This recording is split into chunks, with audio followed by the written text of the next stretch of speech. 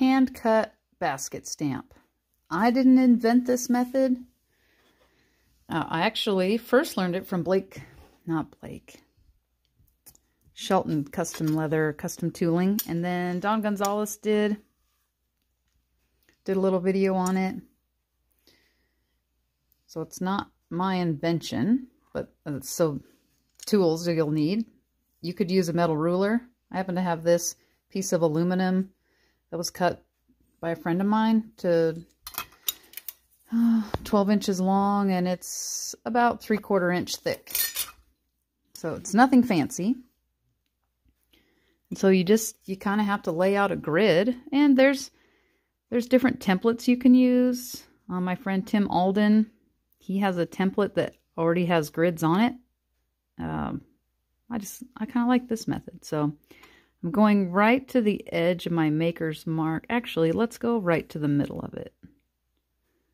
Try to remember not to cut through it. And you pick an angle so that the weave is at an angle. You could pick them to be straight. I don't much care for them being straight. And then cut. Don't go over your lines. And then lay this right next to the other one. Line up your edge. Cut the other side. And if you get off track a little bit, you know, it's custom made. It's got character.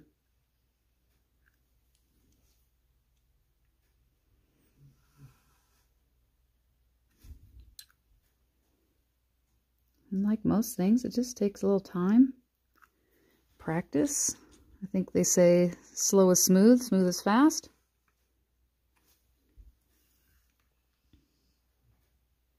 I'm going to pause you while I just finish making these lines. Then, once you have them all going one direction, you got to get them going the other direction. So I try to find kind of like an angle I think will look good. And then make a little mark. See, that's not so terrible. And then line this up straight across.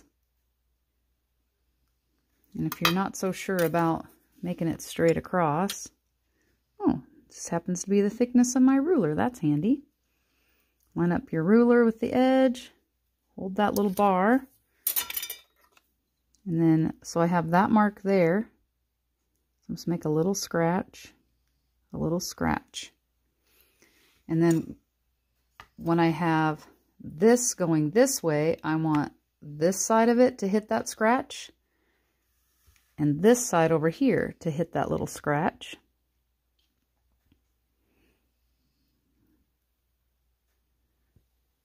And once you're satisfied with that, then just commence to cutting your lines in again. Remember not to cut through your maker's mark. Got your line. Move it over. Set it just like before. Make your next one. And just carry on until you have all those lines done. Now that you got all your crosshatch in, you can commence to beveling. And there is no lack of beveling because every one of these lines is going to get it. So let's see. Now you can just make a choice. Honestly, I don't think it really matters.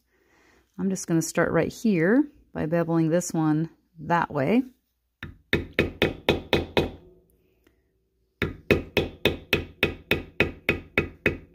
we'll do a few of these on camera until you kind of see the pattern. So you don't want to do the whole line. You got to skip a section. So I did this one. Then I'm going to, well, there's a couple ways. You could go up here and do this one or this one and find its matching little diamond over here.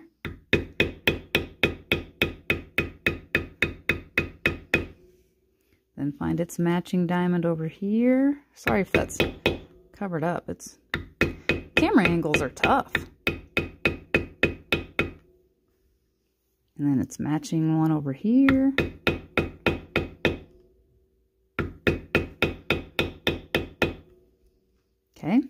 Then you need to bevel the same direction over here. So I like to just go ahead and turn it around.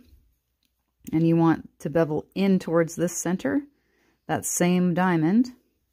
You gotta kind of fade it out by your little mark. And then this one.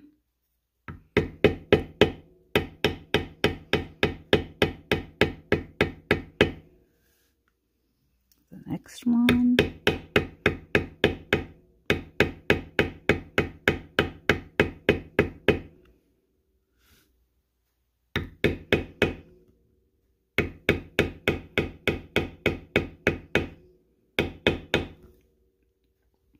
Okay, and then this one, this same direction, skip to the next one.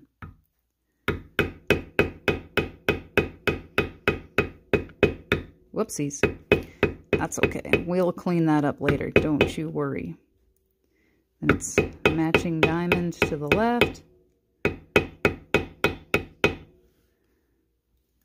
Then to the right.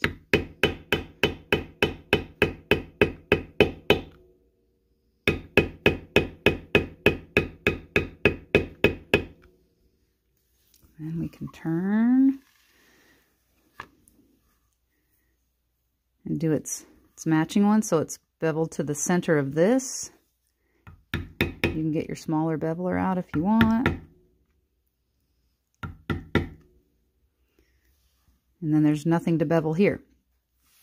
And then you do that all the way across, but for sake of time, now you got to kind of pay attention. So this one is beveled in towards this block's center, right? So this is beveled towards here, which means I can't also bevel this side's toward the center. I have to bevel it the opposite way.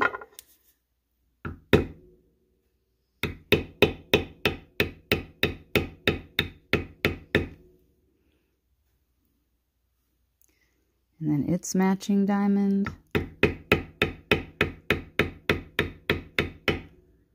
It's matching.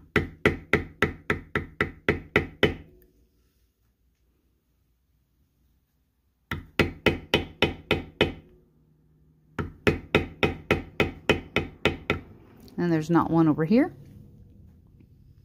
So we'll get its opposite side. All right, so we beveled that way here. So we gotta bevel towards the center on its opposite side.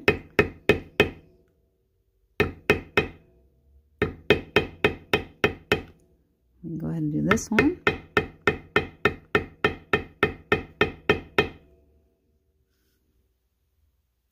If you're not sure, look around. This one's beveled to the center, so this one has to be beveled to its center.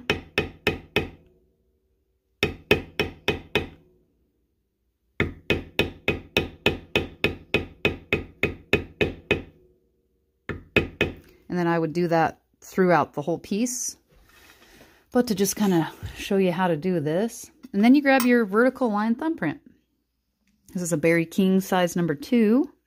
And you're going to use that thumbprint in the direction of the bevel. So we can start here, because this one bevels to the center of this diamond.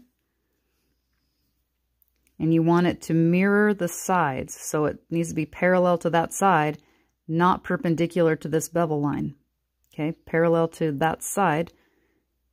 And then get right up in your bevel. I'll try to come towards you.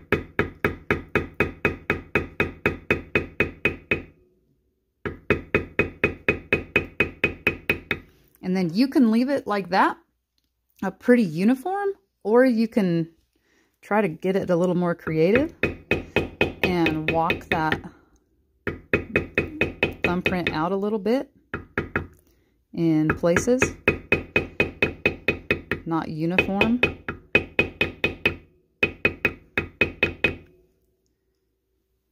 Okay, so you would do, I won't show you the whole thing because you'd be bored. So you do that on all of these, all the things, and then you need to go this other way on the same block. I kind of like to just establish a baseline. And again, you can leave it like that, totally fine. And then I like to make it uneven. Just a little more character. Change some depth so you get a little different burnish.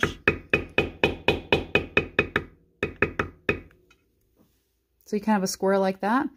And then its opposing side. So let's do this one. It bevels to the center here, but from this direction. So second verse, same as the first.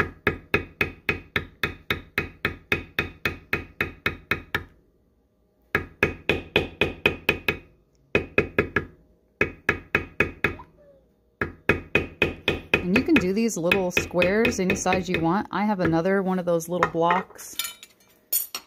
So I have two of them. One's 3/4 and I think the other one's a 1/2 inch. I just bought those at the local hardware store and had someone cut them for me because they're 3 feet long. I didn't really need to be wielding 3 feet of it. I don't get all the way to the edge. You're gonna want that definition later.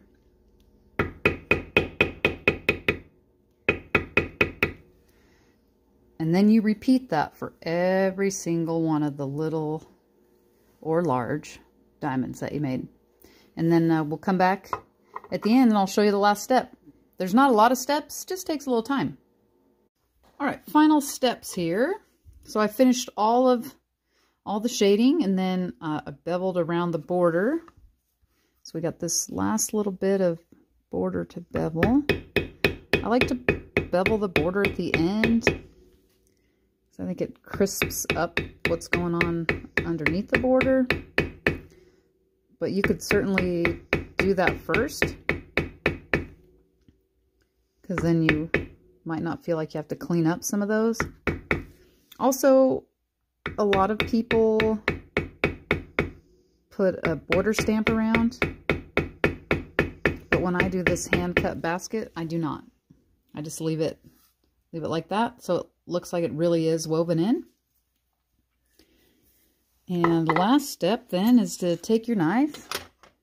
This is not an expensive one, right? This is just a Amazon special, I think, but I like it because it has a longer blade. It helps me keep my cuts straight. And then we're just going to put some accents here, going in the direction that our vertical line thumbprint was going. And just vary what you're doing. Sometimes they go all the way across. Sometimes they're just some little guys. Leave some space.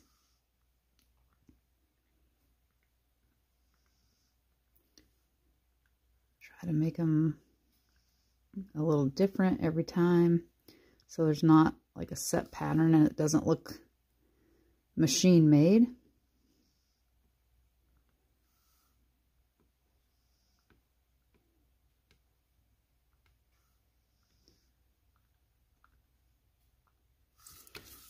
And then, so I would do that for all of the ones going that direction. But to be more efficient with your time, to kind of try to show you a finished product, we'll just do, actually I won't even go all the way across. We'll just do this little bit here. Okay, so you would do all those and then you'd repeat. But on these other ones that are going the other way.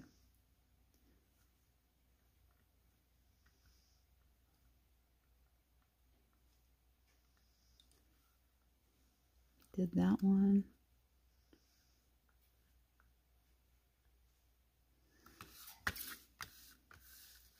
And then get its opposite direction.